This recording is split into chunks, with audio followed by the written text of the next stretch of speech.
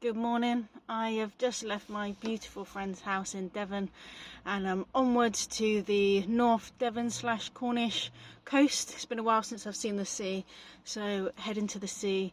It's been a lovely Christmas, New Year, all of that with the family and with the friends, but now it's time to get trucking in my van again and to see the sea, because everyone I've visited hasn't been too close to the sea, so it's time. I miss seeing the sea. And I've just been to Halford to stock up on my best friend right now, which is central hydraulic fluid, as I've got a leak in my power steering rack. So luckily though, it's not leaking too bad, so fingers crossed. But I was getting very low on the bottle of this that I already had, so I do not want to come a cropper and run dry. And while I was in Halford, grab some more camp gas. Again, I've still got quite a bit on board actually, but I just passed it. It was on the shelf, so I was like, I'm going to grab it before I actually need it. So, you know, be prepared. So let's go find the sea.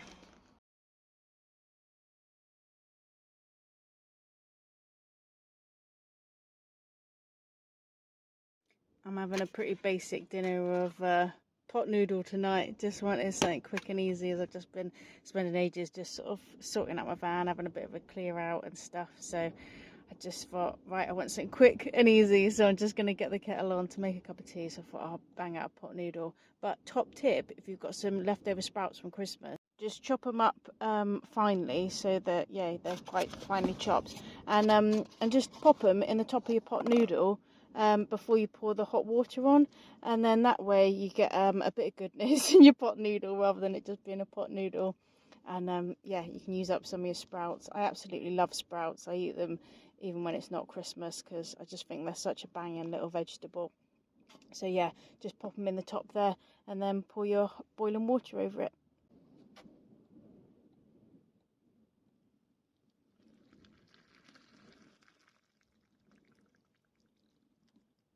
And there we go, just give that a good little stir, and then leave it with the lid covered, and you've got a nice nice little dinner there.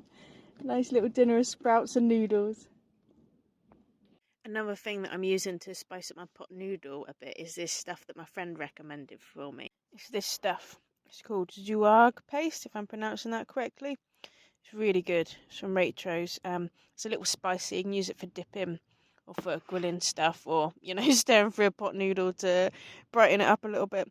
But it's basically coriander, parsley, there's some spices in there. It just adds a real nice little kick to it. So yeah, I've been enjoying my spicy pot noodle with a bit of Zouarg paste and sprouts, and I've got a little teapot on the go there with a nice bit of tea in it.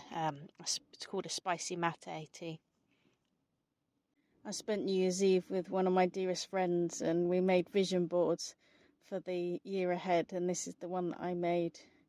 Travel beyond your wildest dreams seemed pretty fitting for me, so that's why it's smack bang in the middle, to represent the journey that I'm on. So I shall keep looking at my board to inspire me to just keep travelling.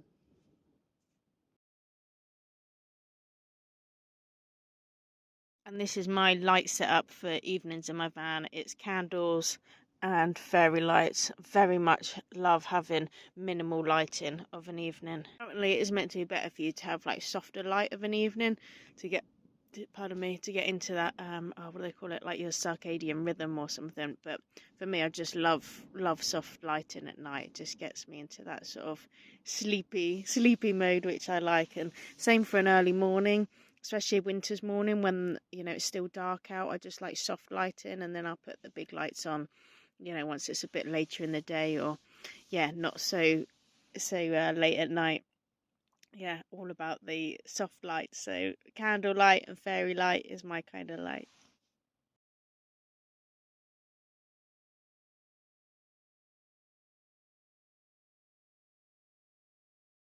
Currently walking along the north coast of Cornwall. Stopped in Tintagel. Pretty rainy out there. I did get a bit of a look at the sea. I don't think you can probably see much. It's getting dark and it's rather rainy.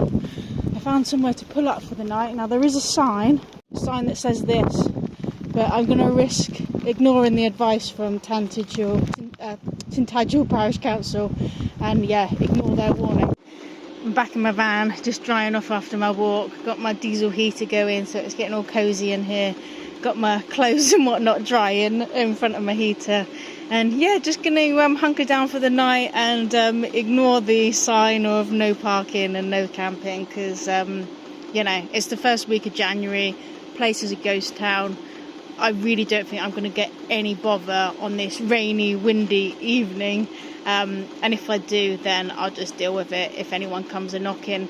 But yeah, I think I'm going to be all right tonight. And yeah, I'm just not always good at following the rules, especially if they're sort of like arbitrary ones or ones that I just don't agree with. So so yeah, I just do as I please.